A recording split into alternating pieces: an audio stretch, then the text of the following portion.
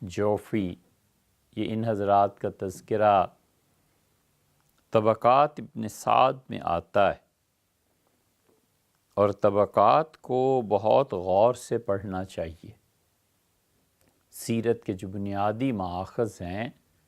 ان میں سے ایک ہے، اور طبقات پہ ابھی تک کام نہیں ہوا، یعنی 1300 سال ہو گئے اور کوئی ایسا آدمی نہیں پیدا ہوا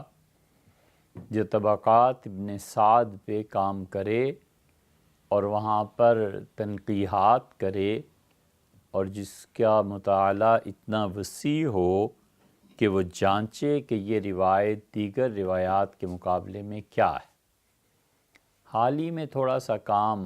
ہوا ہے مگر بہت سطحی، کیونکہ اب تحقیق کے ذرائع بدل گئے ہیں اور بڑے بڑے لوگ جو اپنے آپ کو ڈاکٹر اور کیا کچھ اب لکھنے لگے ہیں،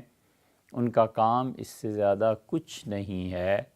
کہ وہ انٹرنیٹ پہ بیٹھیں، ایک روایت کو ڈالیں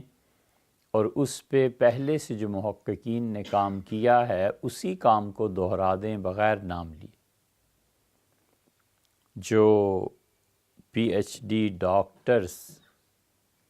ڈگریز دیتے ہیں، تفویض کرتے ہیں، ان میں ہمارے ملک میں بہت کم لوگ ایسے ہیں جو اس معیار کے خود استاد ہوں کہ اس مقالے کو دیکھ کر وہ تنقیح کر سکیں کہ یہ اصل میں اس کی اپنی اوریجنل تھاٹ ہے، اس کی اپنی تحقیق ہے، یا یہ کہ اس نے کہیں سے چوری کر کے یہ سارا مواد جمع کر لیا۔ بہت کم اساتذہ، اسی لیے یہاں کی ڈاکٹریٹ کی وہ وقعت نہیں ہے جو دیگر ممالک کی ہوتی ہے۔ تو طبقات پہ کام ہونا چاہیے،